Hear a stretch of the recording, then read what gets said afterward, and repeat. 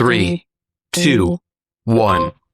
Have you ever had someone say something to you and instantly your feelings were hurt, only to find out later that that's not what they meant at all? Or maybe you sent a text thinking it sounded perfectly normal, only for the other person to completely misunderstand what you were trying to say. How does that happen?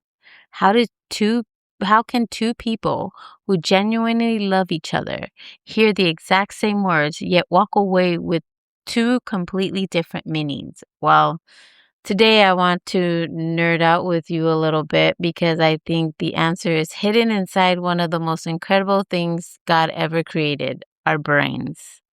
Welcome back, my beautiful souls, to Becoming with Erika, a place where we heal out loud, grow through what tried to break us, and become everything we are meant to be. And if this is your first time here, hi, I'm your host, Erika Caballero, and I am so glad you're here. Today, we are talking about communication, but not just communication. We're talking about communication through the lens of neuroscience, faith, and becoming.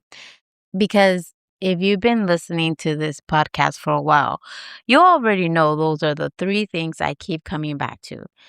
And I do that intentionally. Sometimes people ask me, Erica, why do you always talk about neuroscience? Or why do you always bring faith into it? Or why do you always end with becoming?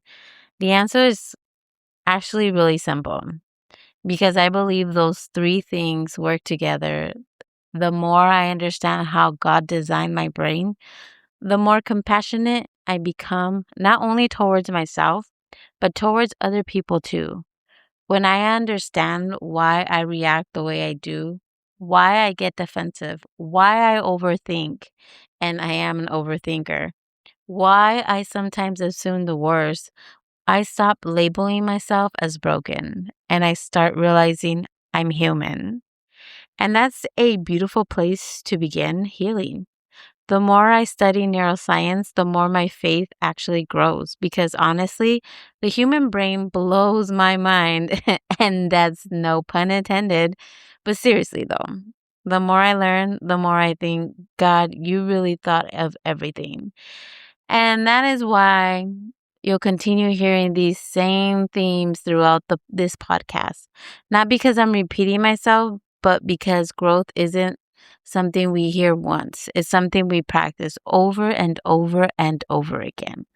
We are consistently becoming. Every conversation, every challenge, every misunderstanding, every lesson is shaping the person we're becoming. So today, let's talk about communication because I don't think communication is just about talking. I think communication is about two brains trying to understand one another. So every version of ourselves communicates differently. So, can I ask you something? Think back to the version of yourself from 5 years ago. Would you communicate the same way you do today? Maybe, maybe not. Maybe you've grown. Maybe you're still working on it. I know I am because every version of yourself communicates differently. The old version defends, interrupts, assumes, shuts down, explodes, avoids difficult conversations, or maybe the old version never spoke up at all. Maybe they stayed quiet because they were afraid of conflict, afraid of rejection, afraid of disappointing people. The becoming version looks different. The becoming version listens, gets curious, responds instead of reacts, seeks understanding before asking to be understood, speaks with intentions instead of emotions. And here's what I've been realizing lately. Becoming isn't just changing what comes out of our mouths. It's changing the heart and the brain of the person who's doing the talking. That's what growth looks like. All right, let's nerd out with Erica. You knew this part was coming, and I wouldn't have it any other way. So let's nerd out together. Did you know the brain is consistently making predictions every second without asking your permission? When someone says something to you, your brain doesn't simply hear words. Before you even consciously decide what those words mean, your nervous system asks one incredible, important question. Am I safe? Think about that. Not, are they right? Not, do I agree? Not, what should I say? The first question is, am I safe? That happens faster than conscious thoughts. Scientists calls this process neuroception, a term developed by Dr. Stephen Porges, Porges. Believe that's how you say it. And if it isn't, I'm sorry. It is the nervous system automatic way of scanning your environment for cues of safety or danger, which means sometimes your body reacts before your mind even understands why. Have you ever read a text and instantly your stomach dropped, or your heart started racing, or maybe your chest got tight? Nothing had actually happened yet. Nobody yelled, nobody slammed the door, nobody walked away, but your nervous system thought something feels off. That's the neuroception. And here's the crazy part. Most of us don't even realize it's happening. So meet your amygdala. Now, let's talk about one of my favorite little parts of the brain, the amygdala. I call it your smoke detector. Its job isn't to make us happy. Its job is to keep us alive. Imagine your husband, your wife, your boyfriend, your girlfriend, your maybe even your boss looks at you and says, "We need to talk." The famous "we need to talk." Let's be honest. Some of you felt your stomach tightening just hearing me say that. Those four words could mean anything. Maybe they want to surprise you. Maybe they need advice. Maybe they simply want to connect. But if you ever experience criticism, rejection, abandonment, conflict, or betrayal, your amygdala may immediately sound off the alarm. Heart rate increases, breathing changes, muscle tense. Your brain starts preparing you for danger before you even had the conversation. And then we wonder why we become defensive. It's because our brain isn't reacting to facts, it's reacting to what it believes might happen. That's a really important distinction because we're responding to our history, not our reality. Yes, take that in really quick. Pause for a minute. Sometimes we're responding to our history, not our reality. I just had to read that again because how common is that? Sometimes we're responding to our history, not our reality. And I don't know about you, but that one right there hit me pretty hard. There is a light under the tunnel. Your wise CEO. Now, as much as I love talking about the amygdala, I have to introduce you to the one of my other favorite parts of the brain. That's right, the front, the prefrontal cortex. I like to call it your CEO. Think about the best CEO you've ever seen. You don't make every decision based on emotions. They slow down, they gather information, they ask questions, they solve problems, they think about the long term outcome. That's exactly what your prefrontal cortex does. This is the part of your brain that says, maybe they didn't mean it that way. Maybe I should ask another question. Maybe they're having a bad day. Maybe I misunderstood. Maybe I should listen before I react. See the difference?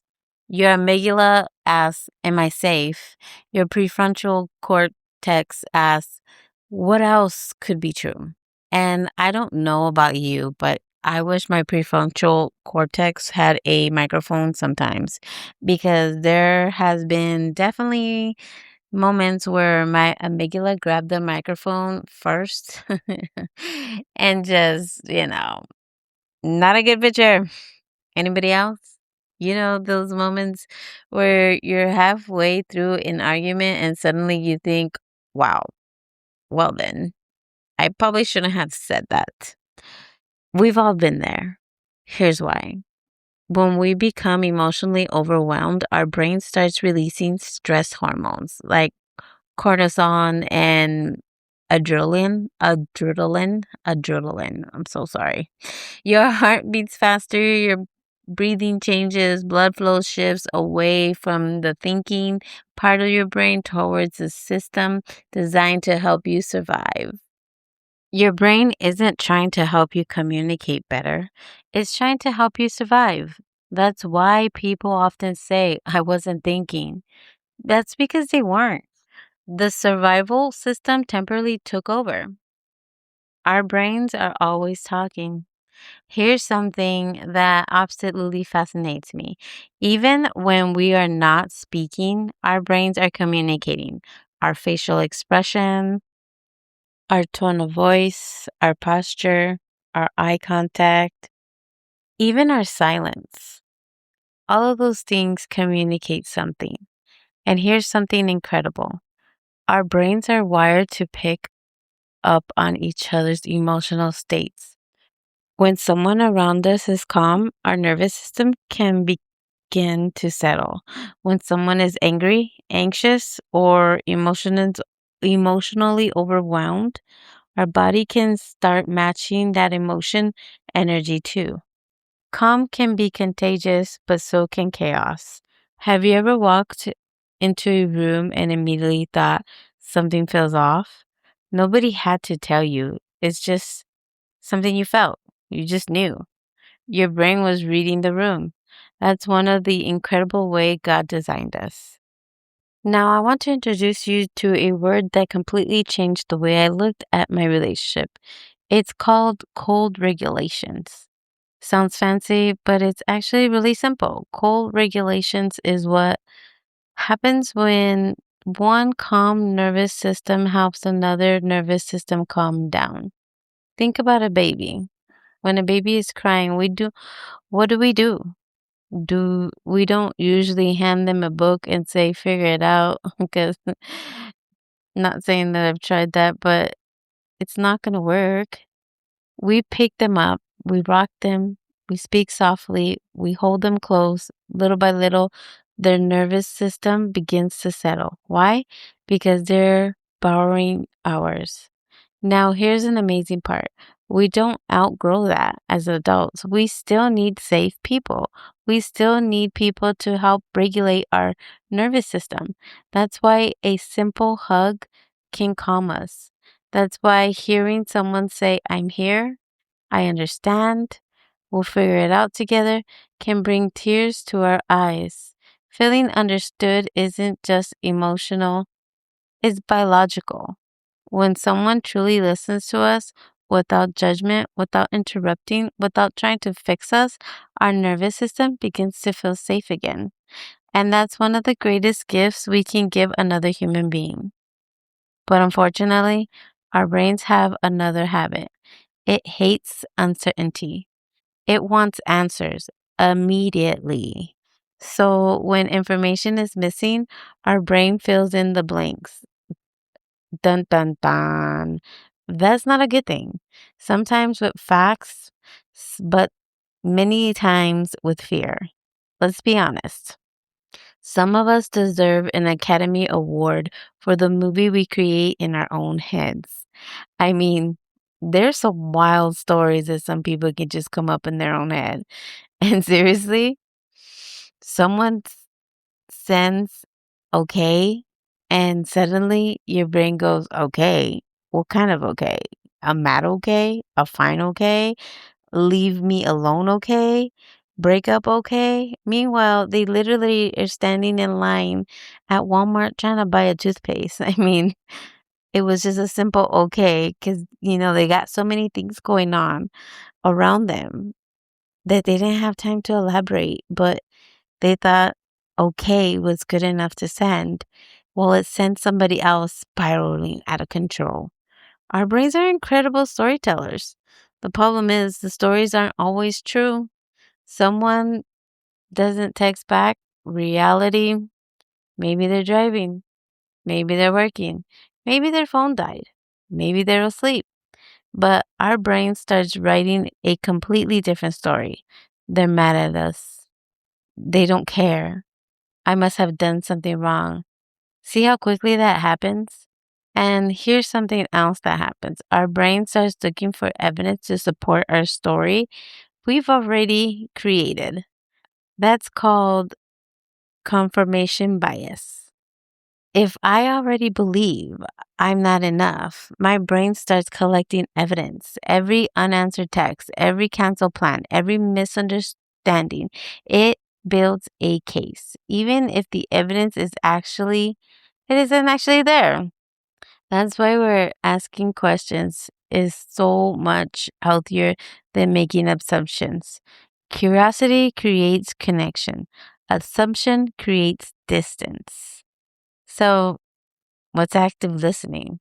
One of the greatest gifts we can give another person is making them feel heard. Not fixed, not judged, not interrupted, heard. Because most people aren't actually listening.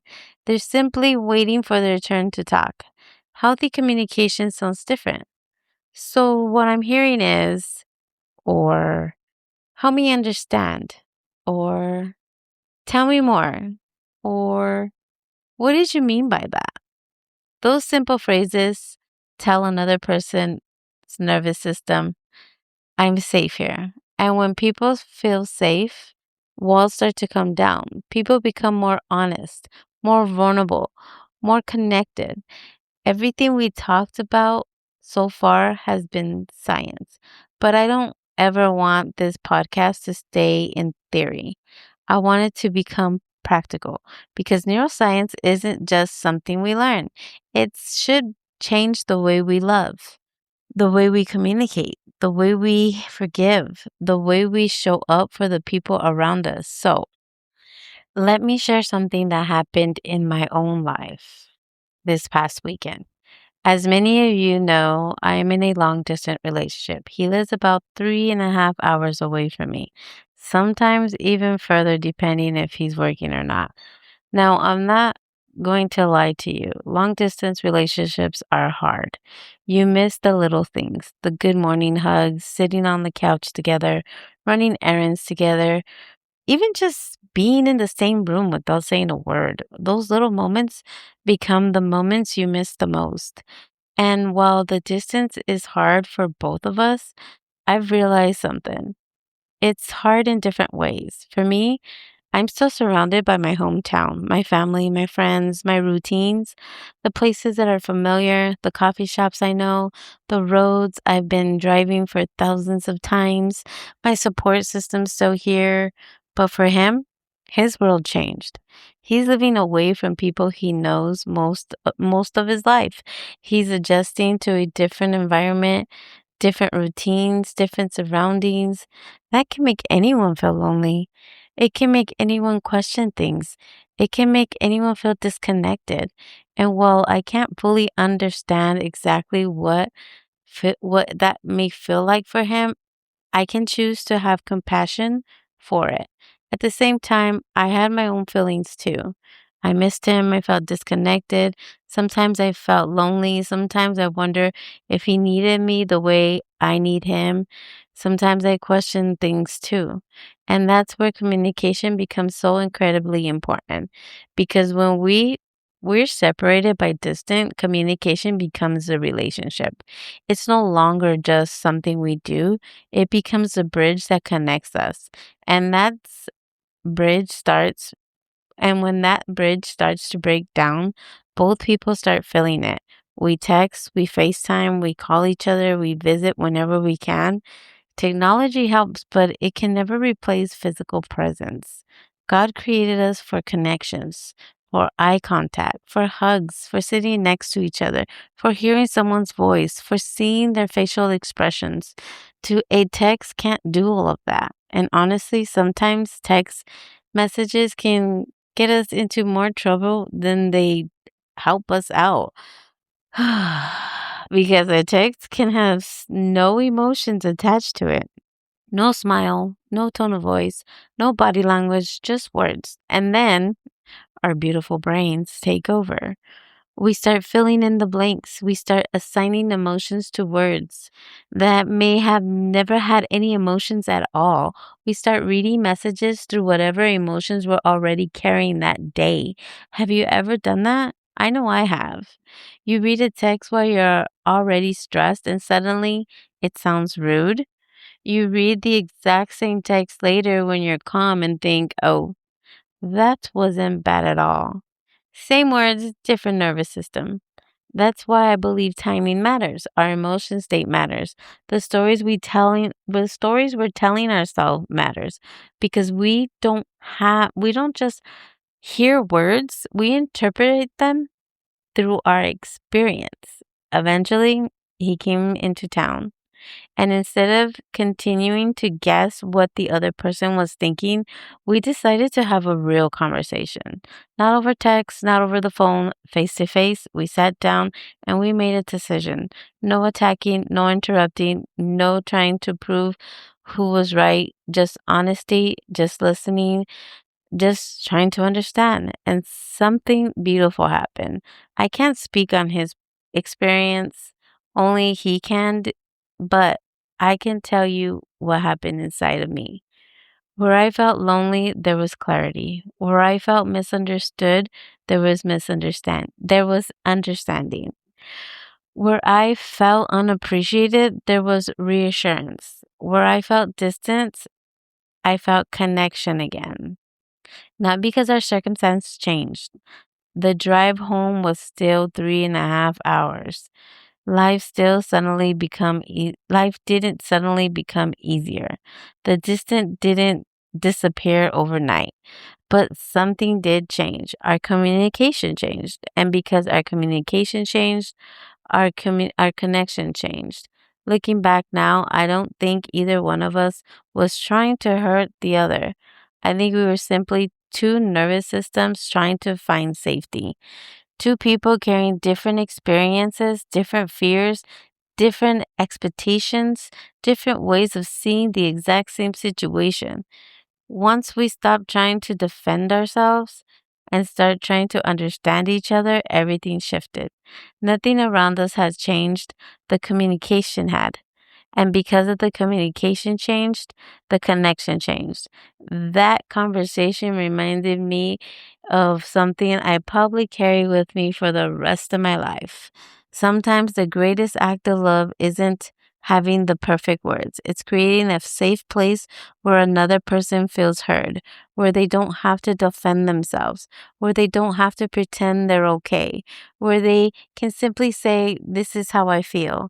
And no, they'll be met with curiosity instead of criticism. That is one of the greatest gifts we can give another human being. Because at the end of the day, I don't think most people are asking us to solve all of their problems. I think they're asking one simple question. Can you see me? Can you hear me? Can you understand where I'm coming from? When we can answer those questions with love, something incredible happens. Two brains stop working against each other and start working together. It's like the becoming moment, you know? After everything I experienced this weekend, after everything we talked about today, I realized something.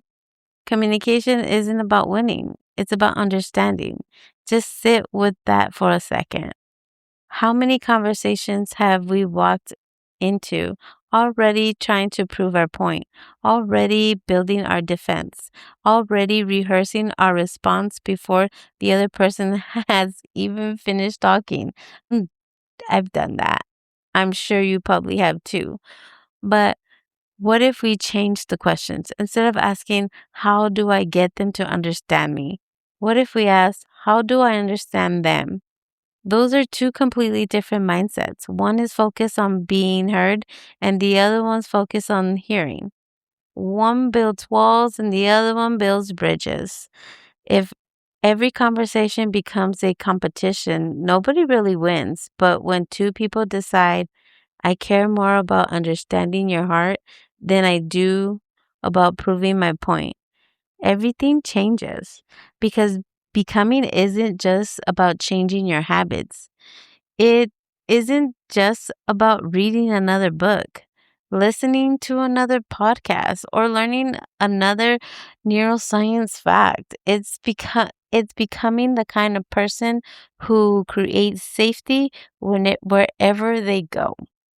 The kind of person whose words bring peace instead of fear, grace instead of judgment, curiosity instead of assumptions. Every conversation is another opportunity to practice becoming. There's a verse that keeps coming to my heart while I'm preparing this episode. James 1:19 says, "Everyone should be quick to listen, slow to speak, and slow to become angry." Let me say that again because I kind of butchered it.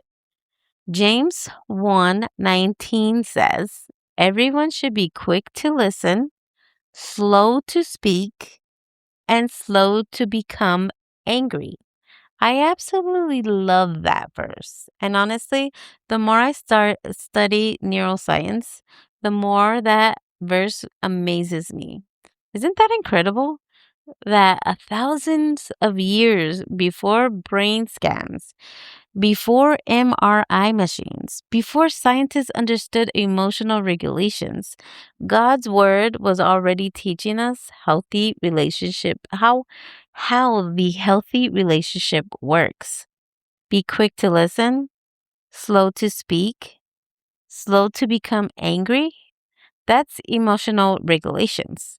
That's wisdom.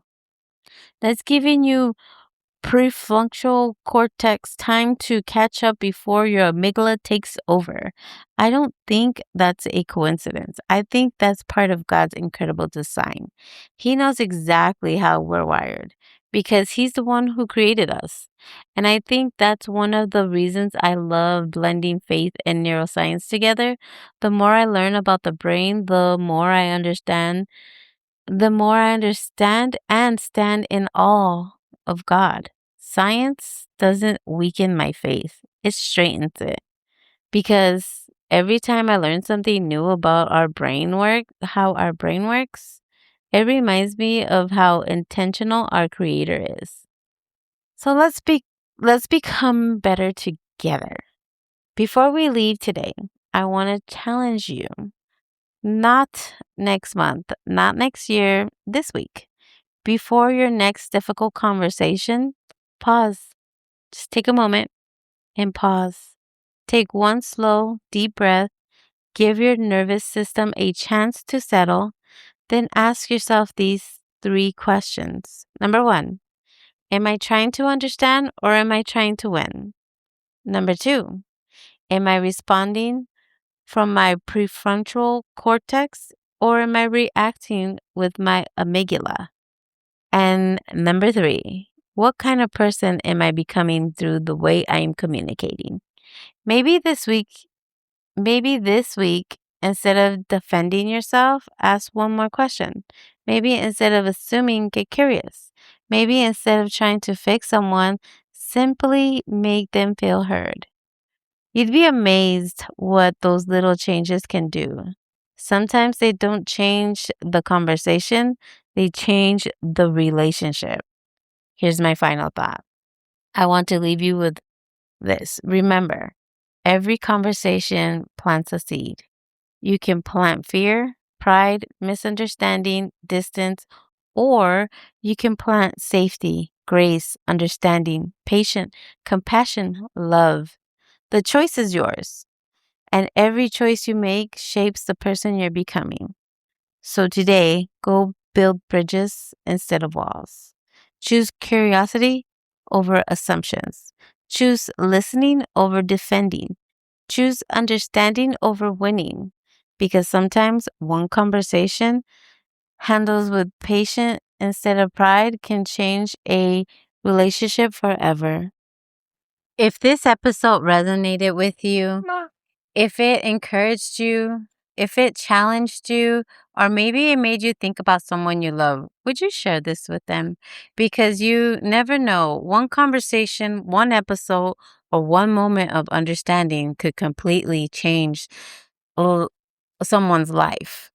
Thank you for spending part of your day with me. I really do appreciate you. Remember, understanding someone doesn't always mean arguing with them. Sometimes it simply means choosing connection over conflict. And that choice might just change your life, one conversation at a time. Thank you again. And thank you for letting me be part of your healing, part of your growth, part of you becoming. And always keep growing, keep healing, and keep becoming. I'll see you in the next episode. I love you all. God bless.